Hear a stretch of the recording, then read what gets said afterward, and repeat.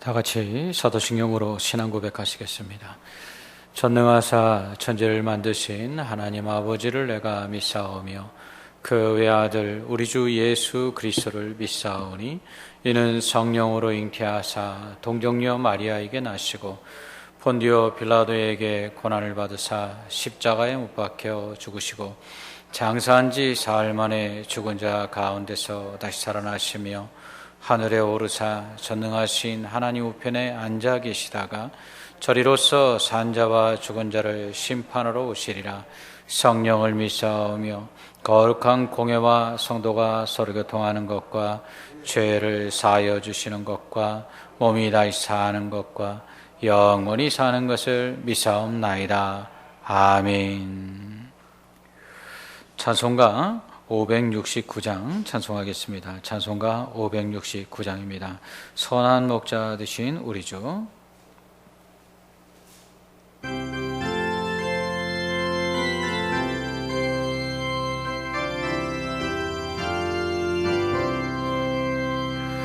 선한 목자 되신 우리 주 항상 인도하시고 푸른 풀밭 좋은 곳에서 우리 먹여주소서. 선한 목자 구세주여 항상 인도하소서. 선한 목자 구세주여 항상 인도하소서. 의 문이 되신 예수여 우리 영접하시고 길을 잃은 양의 무리를 항상 인도하소서. 선한 목자 구세주여 기도 들어주소서. 선한 목자 구세주여 기도 들어주소서. 음이 많고 약한 우리를 용납하여 주시고 주의 넓고 크신 은혜로 자유 얻게 하셨네. 선한 목자 구세주여 지금 나아갑니다. 선한 목자 구세주여 지금 나아갑니다.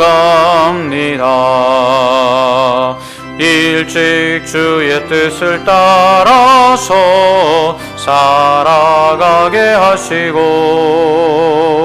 주의 크신 사랑 베푸사 따라가게 하소서. 선한 목자 구세주여 항상 인도하소서.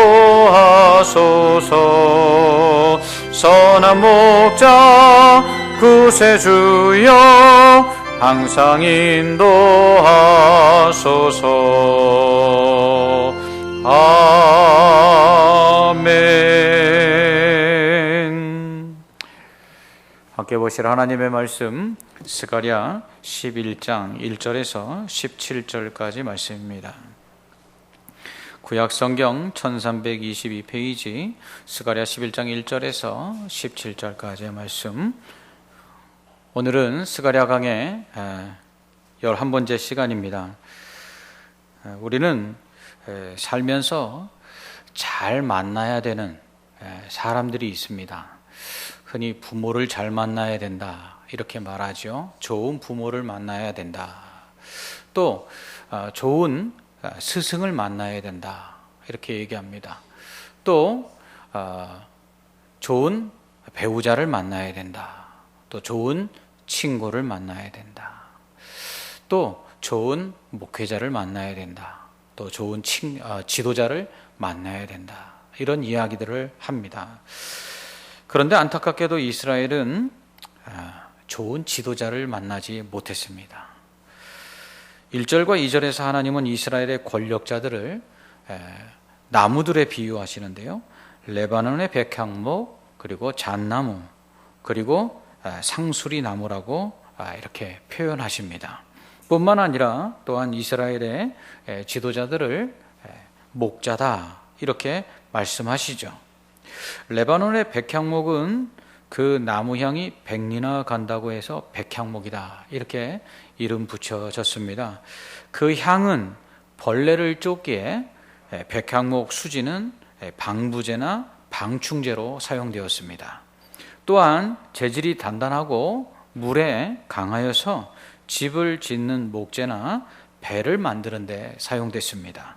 솔로몬이 자신의 궁궐과 성전을 짓는데 이 백향목으로 짓지요. 또 잣나무 역시 이 백향목을 가리킵니다. 왜냐하면 백향목의 열매는 잣과 비슷한 모양이기 때문이지요. 그래서 이 백향목을 잣나무다 이렇게 표현을 한 것입니다. 이러한 백향목의 가격은 아주 비쌌습니다. 그래서 백향목은 성경에서 부귀와 영화를 상징하는 단어로 종종 사용됩니다.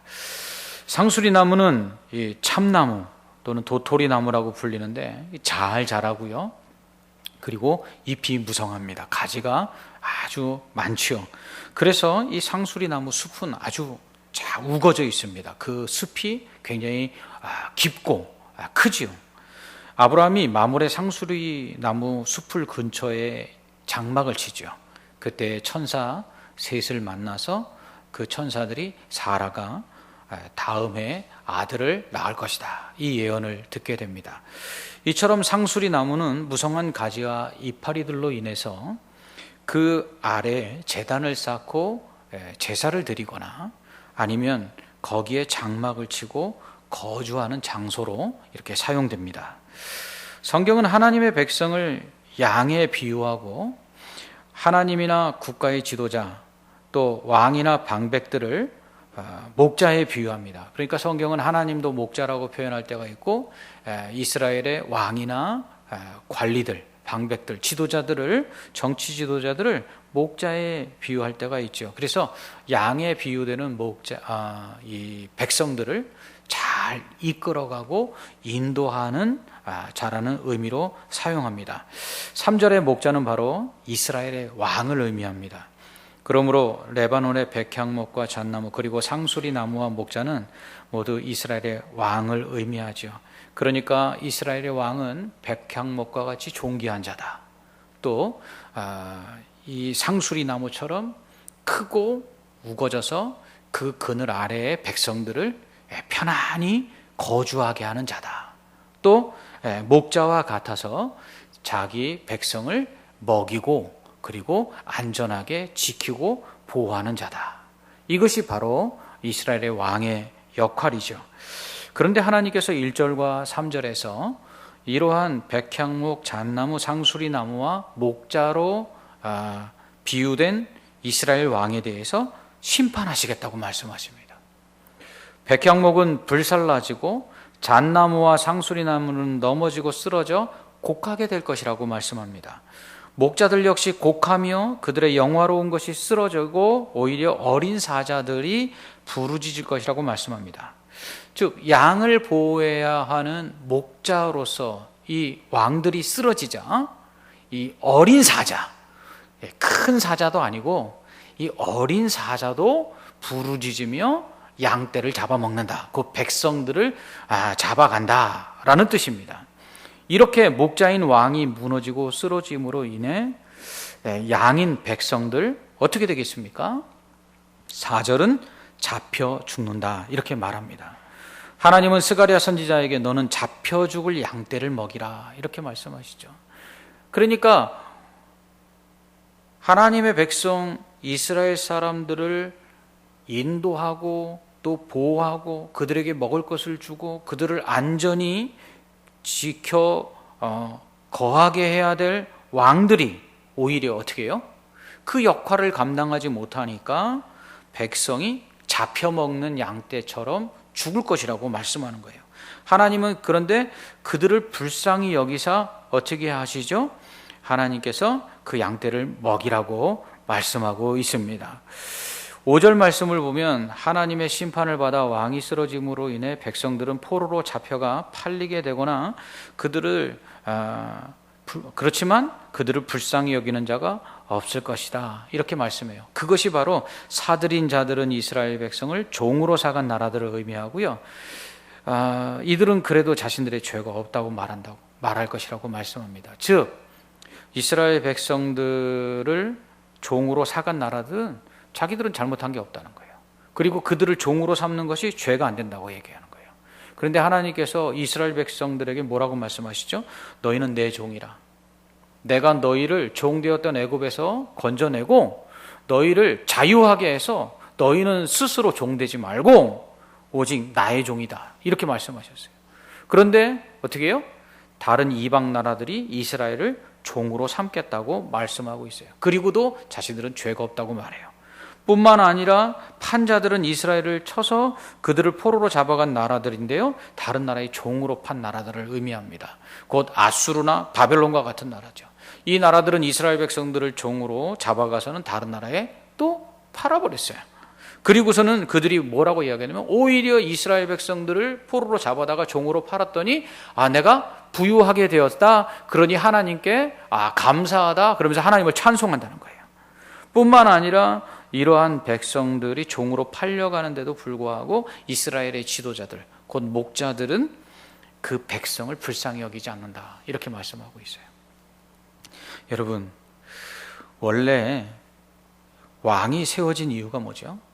이스라엘 백성이 하나님을 버리고 이방 나라들처럼 왕을 구합니다. 그때 하나님께서 그 왕을 구하는 것이 죄라고 말씀하시면서 너희가 나 대신에 사람을 왕으로 세우면 너희가 반드시 이러한 일을 당하게 될 것이라고 하나님께서 사무엘상 8장 9절에서 22절 말씀까지 경고를 하십니다. 그 첫 번째 경고는 너희 아들들을 왕이 징집하여 말과 병거를 끌게 할 것이다. 두 번째로 너희 아들들을 천부장과 50부장으로 삼고 자기 밭을 갈고 추수를 하게 하며 무기와 병거를 만들게 할 것이다. 또 너희 딸들을 데려다가 향료를 만들고 요리를 하게 하고 떡 굽는 자로 삼을 것이다. 또 너희의 밭과 포도원과 감람원에서 제일 좋은 것을 가져다가 자기 신하에게 주며 너희의 곡식과 포도원 소산의 11조를 거두어 자기의 관리와 신하에게 줄 것이다. 너희의 노비와 가장 좋아하는 아름다운 소년과 나귀를 끌어다가 자기를 지킬 것이다. 또 너희의 양떼의 10분의 1을 거두어 갈 것이다. 너희가 그의 종이 될 것이다. 하나님께서 왕을 요구하는 이스라엘 백성들에게 왕을 세우면 너희가 이렇게 될 것이라고 말씀하십니다. 즉 하나님께서 이스라엘 백성이 이방 나라와 같이 사람을 왕으로 세우게 되면 뭐라고 경고하셨냐면 권력자들, 곧 그 왕들은 너희를 위해 있는 사람이 아니라 오히려 너희를 자기의 종으로 삼고 너희의 것을 빼앗아 갈 것이다, 이렇게 경고하신 것이죠. 하나님은 이렇게 백성의 지도자들이 이스라엘 백성을 버리고 불쌍히 여기지 아니하시고 그 나라가 결국 망해서 이방 나라의 손에 넘겨졌을 때에도 전혀 안타까워하지 않을 것이다, 이렇게 말씀하고 있는 것이죠. 그렇습니다. 우리가 좋은 지도자를 만나야 된다고 그랬잖아요. 좋은 지도자는 어떤 지도자입니까? 예수님 말씀하신 거하고 똑같아요. 높은 자가 낮은 자를 어떻게 해요? 섬기는 자. 우리 선거할 때마다 국회의원을 뽑든지 지자체 단체장을 뽑든지 아니면 대통령을 뽑든지 우리 뽑을 때는 우리의 마음속에 어떤 마음을 가지고 뽑아요? 그들이 우리를 잘 섬기도록 뽑잖아요. 그런데 선거할 때 되면 그들이 그렇게 할 것처럼 얘기하는데 뽑아놓고 나면 완전히 바뀌어갖고 오히려 우리 거를 다 빼앗아가지 않습니까? 여러분, 좋은 지도자는 어떤 지도자냐? 좋은 지도자는 예수님처럼 자기 생명을 내어주도록 섬기는 지도자. 그런 지도자가 정말 좋은 지도자예요. 그런데 그런 지도자가 있다 없다? 사람에게는 없어요. 우리가 선거를 하고 우리가 정치에 참여하는 것은 그들 중에 그래도 좀 나은 사람을 뽑으려고 하는 것이지 우리가 생각하는 그런 지도자는 없다는 거예요. 이미 성경이 그것을 우리에게 가르쳐주고 있습니다. 하나님이 이토록 하나님의 백성들을 섬기고 잘 인도하라고 목자로 세운 그 존귀한 지도자들, 왕들이 곧 하나님의 백성들을 불쌍히 여기지 않고 그들을 보호해야 됨에도 불구하고 오히려 이방 나라의 손에 포로로 잡혀가는 것에 대해서 불쌍히 여기지 않는 이 모습을 보고는 6절에 뭐라고 말씀하시냐면 나도 그들을 건져내지 않을 것이다, 이렇게 말씀하세요.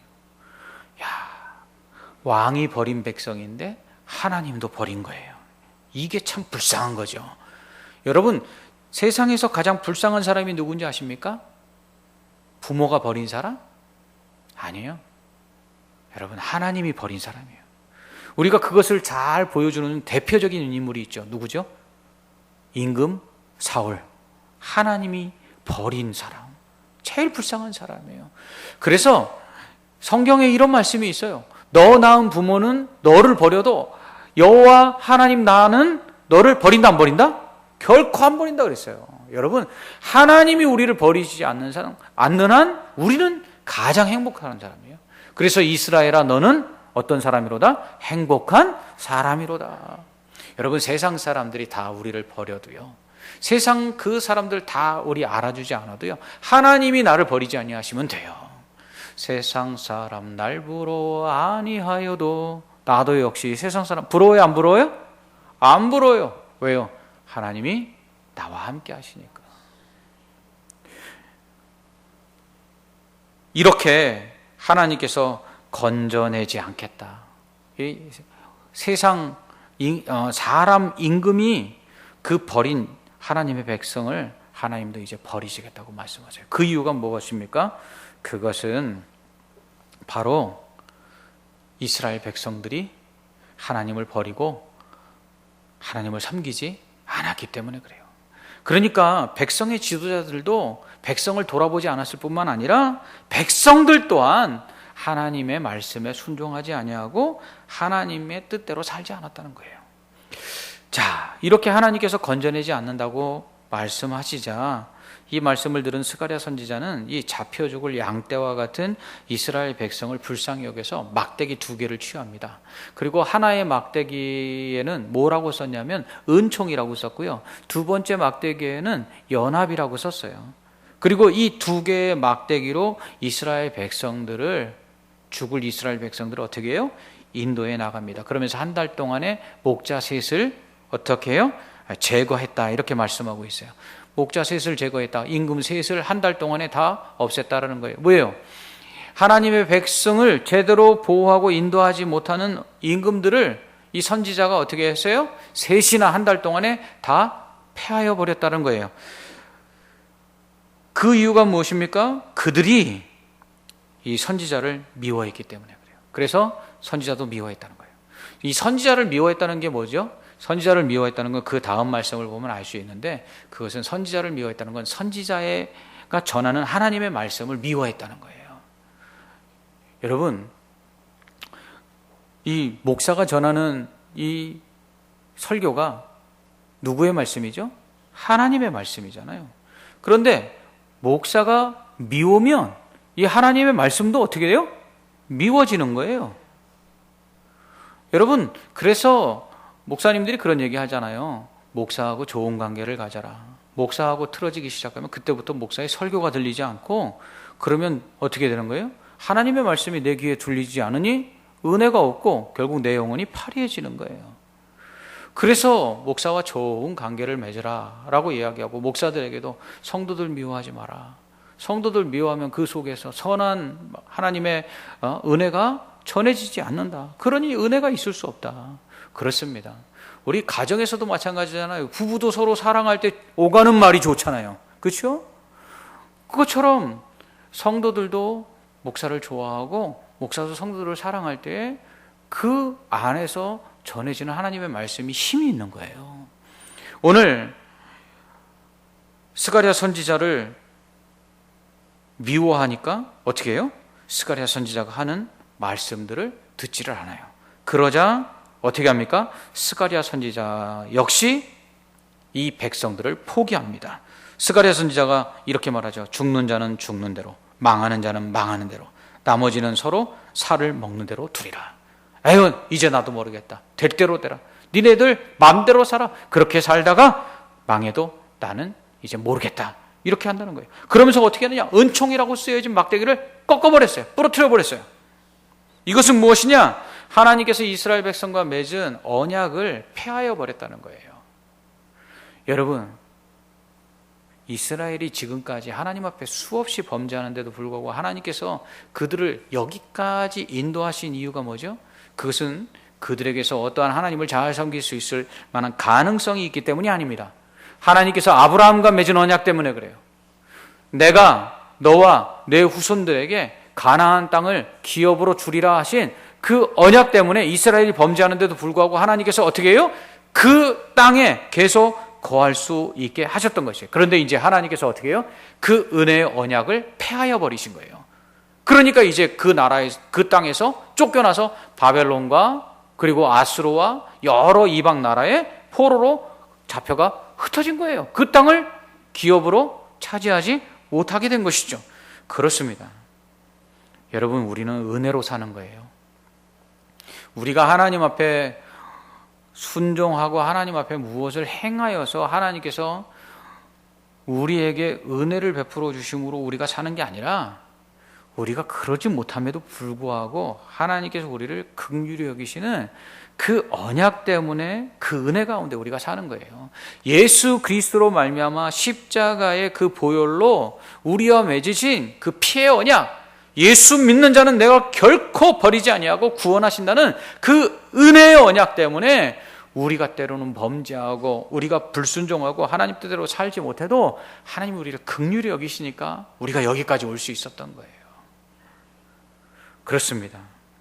우리는 은혜로 사는 자입니다. 은혜가 아니면 살 수가 없어요. 그런데 우리는 이 은혜를 얼마나 깨달아 알고 있는지요. 여러분, 이 스가랴 선지자가 이 은총이라 쓰여져 있는 막대기를 꺾어버리자 그때에 어떤 사람들이, 그때에 간신히 하나님의 말씀을 그렇게 지키고 있었던 사람들이 지금까지 이것이 하나님의 말씀 때문이었고 하나님의 은혜 때문에 우리가 살게 되었다라는 것을 깨닫게 됩니다. 여러분, 은혜를 깨달아야 하나님 앞에 감사할 수 있고, 은혜를 깨달아야 하나님 앞에 헌신할 수 있어요. 이스라엘 백성들이 하나님의 은혜로만 산다는 것을 모르니까 하나님이 그 은혜의 언약을 상징하는 막대기를 꺾어버리고 은혜를 베푸시지 않으니까 그때서야 지금까지 우리가 은혜로 살았구나를 아는데, 누가 알아요? 하나님의 말씀에 순종하는 자들만이 그것을 깨닫는다는 거예요. 여러분, 그러니까 은혜가 은혜인 줄도 깨닫지 못하는 자들이 얼마나 많은지 모른다는 것이에요. 그것을 말씀하는 것이 12절 이하의 말씀이에요. 12절에서 스가랴 선지자는 이처럼 하나님의 은혜의 언약이 폐하여짐으로 인해서 하나님의 은혜를 받지 못하게 된 자들에게, 야, 그렇다면 너희가 지금까지 나를 통해서 하나님의 말씀이 임하여 너에게 은혜 가운데 살게 했는데, 그렇다면 너희가 받은 그 은혜를 값으로 매긴다면, 곧 나의 품삯, 곧 선지자의 품삯, 하나님께서 선지자를 통해서 말씀하심으로 너희가 은혜 가운데 살았는데 그 은혜에 대한 값을 너희가 매긴다면 너희가 얼마나 낼 수 있겠느냐, 이렇게 말씀해요. 그러니까 뭐라고 이야기합니까? 은 30을 달아줍니다. 여러분, 은 30은 뭐죠? 종 한 사람, 노예 한 사람의 몸값이에요. 그러니까 지금 하나님의 은혜로 산 이스라엘 백성들이 하나님의 은혜가 얼마나 큰지 너희가 그것을 값으로 환산해서 하나님 앞에 한번 그것을 드려봐라. 그러니까 뭐예요? 종 한 사람의 몸값을 드렸다라는 거예요. 여러분, 하나님의 은혜가 종 한 사람의 몸값만 할까요? 여러분, 순종은, 헌신은 은혜를 깨달은 만큼 하는 겁니다. 은혜를 깨닫지 못하고 그 은혜가 얼마나 큰지를 모르니까 순종하지 못하고 헌신하지 못하는 거예요. 사실 이 말씀은 가룟 유다가 대제사장에게 예수님을 팔 때에 언급된 복음서의 인용문입니다. 이 스가랴 11장 12절의 말씀을 복음서의 기자들이 가룟 유다가 예수님을 대제사장에게 팔면서 은 30을 받은 그 사건을 언급하면서 이 말씀을 인용해요. 여러분, 가룟 유다 어떤 사람입니까? 3년 동안 예수님을 쫓아다녔던 예수님의 제자예요. 그런데 가룟 유다가 예수님을 얼마에 팔아요? 은 30에 팔아요. 여러분, 예수님의 가치가 노예 한 사람의 몸값밖에 안 될까요? 뭐지요? 가룟 유다는 예수님의 가치가 얼마나 큰지를 몰랐던 거예요. 십자가에 달려서 모든 인류의 죄를 대속해 주시기 위한 속죄의 제물 대신 예수 그리스도의 가치가 얼마나 큰지를 모르니까 뭐예요? 은 30에 파는 거예요. 여러분, 그렇다면 우리는 우리를 죄에서 구원해 주시기 위해 십자가에 달려 돌아가신 예수님을 만약에 우리가 가지고 있는 재산으로, 재물로 그 은혜에 보답한다면 얼마나 드릴 수 있겠습니까? 여러분, 예수님의 그 은혜가, 예수님의 가치가 노예 한 사람의 몸값이 은 30밖에 안 되겠습니까? 그래서 바울은 내가 주를 위하여 내 생명을 조금도 귀한 것으로 여기지 않는다, 이렇게 고백하는 거죠. 예수 그리스도께서 십자가에 달려 돌아가신 그 은혜가 얼마나 큰지를 알면 우리는 하나님께 드리는 게 아깝지 않아요. 마게도냐 교회 성도들이 힘에 지나도록, 그들이 부유한 중에가 아니라 가난하고 궁핍한 중에 힘에 지나도록 드릴 수 있었던 건 뭐 때문이라고 그래요? 은혜가 얼마나 큰지를 알았기 때문이라는 거예요. 여러분, 이 코로나19가 지금 전 세계를 휩쓸고 있는 가운데 제일 공격을 심하게 받고 있는 게 어디죠? 교회잖아요.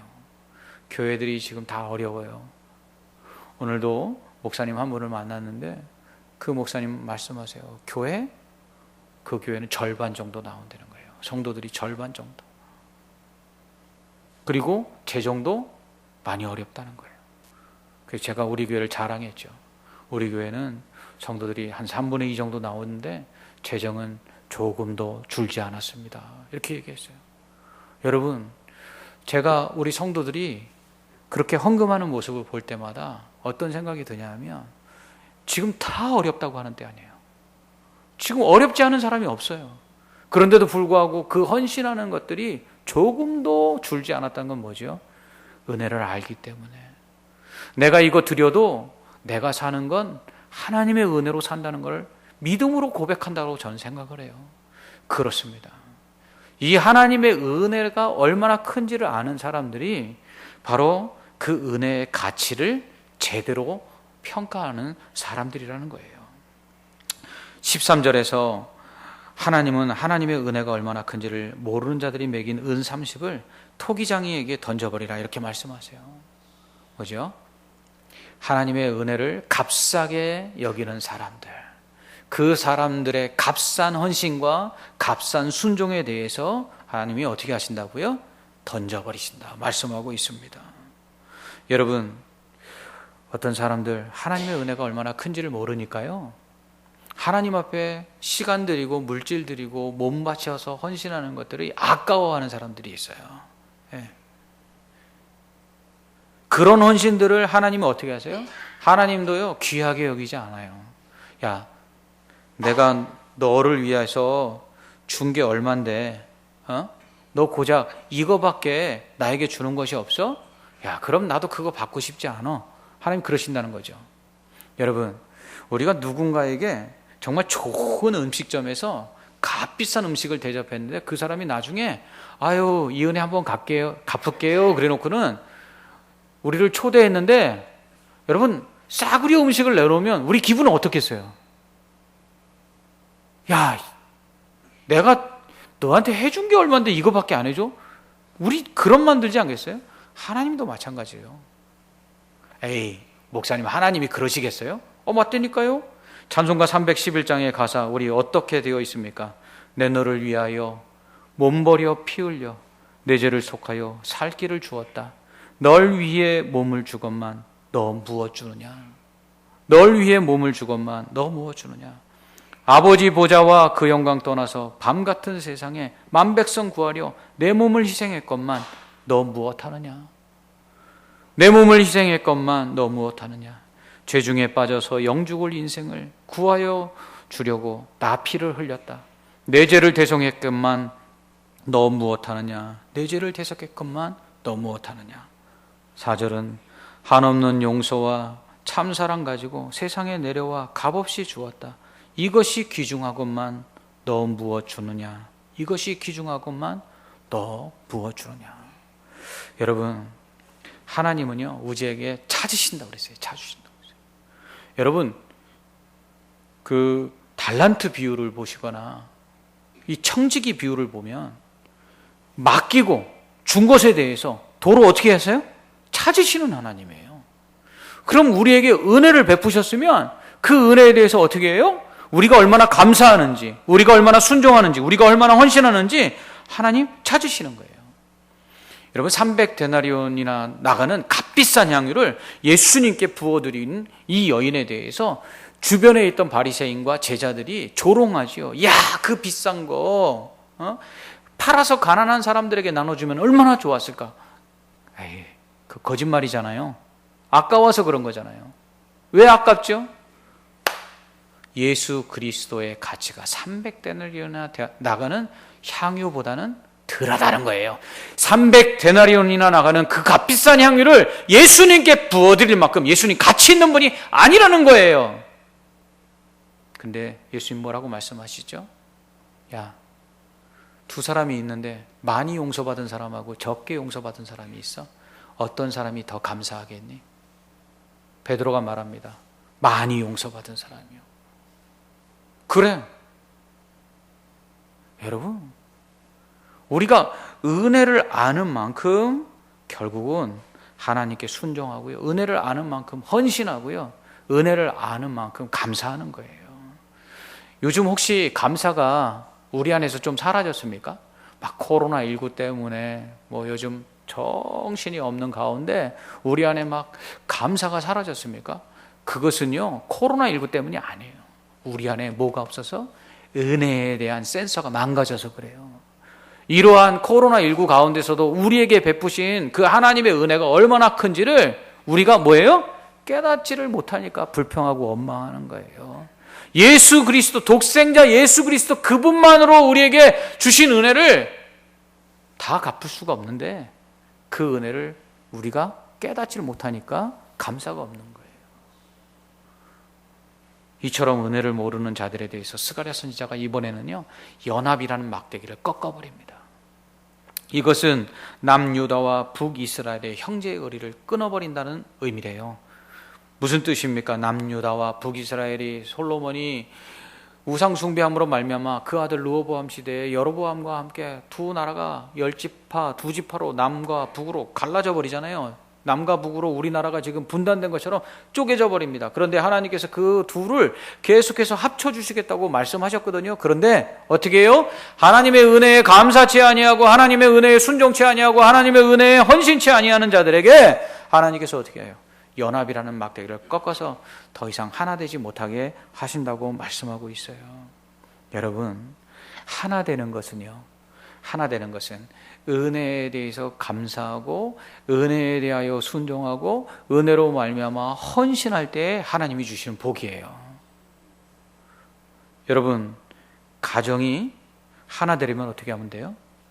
하나님의 은혜에 감사하고 순종하고 헌신하면 돼요. 교회가 하나가 되려면 어떻게 하면 돼요? 하나님의 은혜에 감사하고 순종하고 헌신하면 돼요. 나라가 하나가 되려면 어떻게 하면 돼요? 하나님의 은혜에 감사하고 순종하고 헌신하면 돼요. 그러면 하나가 되는 거예요. 15절에서 하나님은 하나님의 백성들을 하나님께로 인도하여 그 은혜를 깨닫고 합당한 헌신을 하지 못하도록 만든 지도자들에 대한 심판을 다시 한번 언급하십니다. 하나님은 어리석은 목자들의 기구들을 빼앗으라고 말씀하십니다. 그리고 대신 한 목자를 일으키는데요, 이 목자는 어떻게 해요? 없어진 자를 마음에 두지 아니하며 흩어진 자를 찾지 아니하며 상한 자를 고치지 아니하며 경건한 자를 먹이지 아니하고 오히려 살진 자의 고기를 먹으며 또 그 굽을 찢을 것이라고 말씀하세요. 무슨 얘기입니까? 목자인데 목자가 아니라는 거예요. 목자인데 오히려 양을 잡아먹는 사람이라는 거예요. 뭐죠? 하나님의 은혜를 깨닫지 못하니까, 하나님의 은혜에 감사치도 못하니까, 하나님께 그 은혜를 깨닫고 그 말씀에 순종하지 않으니까, 하나님 앞에 합당한 헌신을 하지 아니하니까 하나님께서 어떻게 해요? 그들을 잡아먹을 목자를 보내겠다고 말씀하시는 거예요. 여러분, 그리고 또한 그렇게 양떼를 하나님의 은혜에 감사치도 못하고 순종치도 못하고 헌신하지도 못하도록 만든 목자들, 지도자들을 어떻게 해요? 하나님께서 17절에 이렇게 하시겠다고 말씀하세요. 화 있을진저 양떼를 버린 못된 목자여, 칼이 그의 팔과 오른쪽 눈에 내리리니 그의 팔이 아주 마르고 그의 오른쪽 눈이 아주 멀어 버릴 것이라 하시니라. 아멘. 제가 대학교 다닐 때 이 말씀 읽고 얼마나 두려웠던지요. 제가 목회자가 돼서 양무리를 인도하는 목자의 역할을 해야 되는데, 내가 양 잡아먹는 목자인지 아니면 양을 잘 인도하여 내 생명을 양을 위하여 버리는 선한 목자가 될 것인지, 제가 정말 두려운 마음으로 하나님 앞에서 결단했던 적이 있습니다. 여러분, 좋은 지도자를 만나야 돼요. 자녀는 좋은 부모를 만나야 하지 않습니까? 좋은 부모 어떤 부모예요? 좋은 부모? 금수저? 재산 많이 물려주는 부모? 아니에요. 오늘 말씀은 이렇게 말씀하세요. 하나님의 은혜를 깨닫게 하는 부모, 하나님의 은혜를 깨닫고 하나님께 순종하게 하는 부모, 하나님의 은혜를 깨닫고 하나님의 그 은혜가 얼마나 큰지를 알고 그에 합당한 헌신을 하도록 만드는 부모, 그게 좋은 부모래요. 여러분, 신명기 6장 말씀이 그거 아니에요? 너희 자녀들에게 집에 있을 때든지 나가 있을 때든지 앉아 있을 때든지 누워 있을 때든지 하나님의 말씀을 강론하여 그것을 지키게 하라. 그럼 내가 너와 내 자손에게 복을 주리라. 좋은 부모가 누구예요? 여러분, 좋은 목회자 만나야죠. 좋은 목회자, 어떤 목회자죠? 설교 잘하는 목회자? 아니에요. 좋은 목회자는 하나님의 은혜를 깨닫게 하는 목회자예요.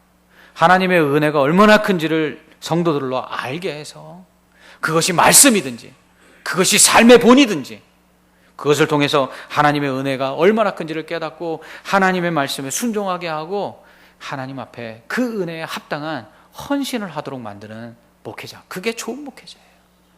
좋은 지도자가 어떤 지도자입니까? 나라를 잘 살게 하는 지도자? 그러면 좋지요. 그러나 좋은 지도자는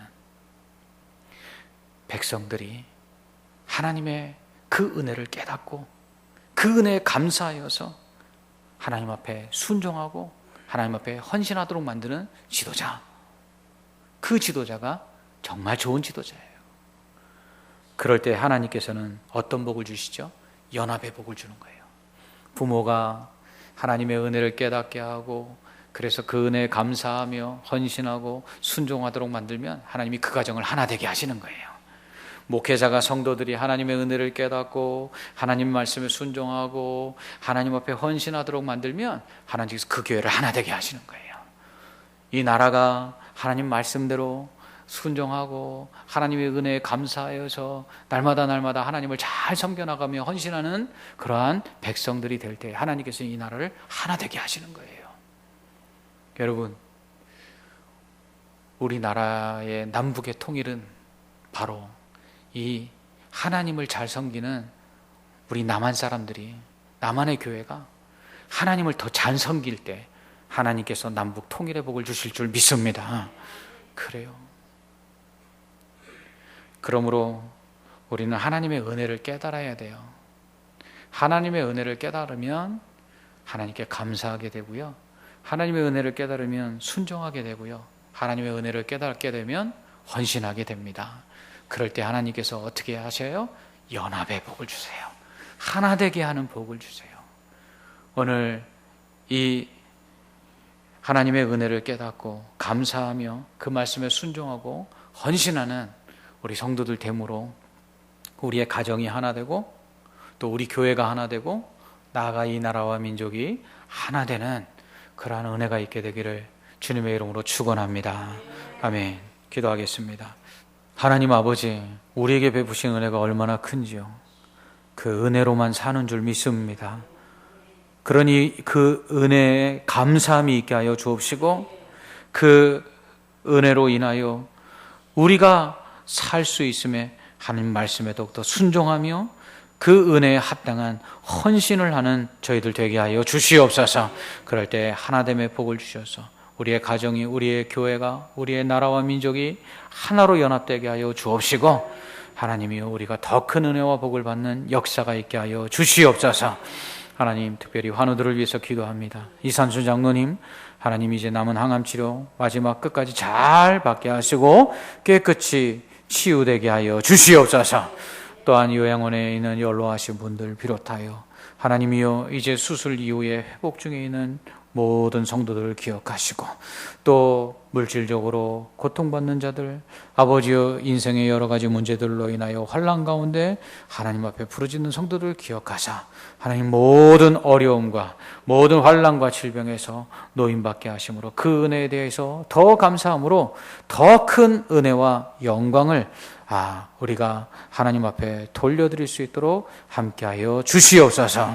오늘도 이 저녁 함께 나와 말씀을 듣고 예배하는 모든 성도들에게 하나님의 응답의 역사가 동일하게 있을 줄 믿사올 때 예수님 이름으로 기도합나이다. 아멘.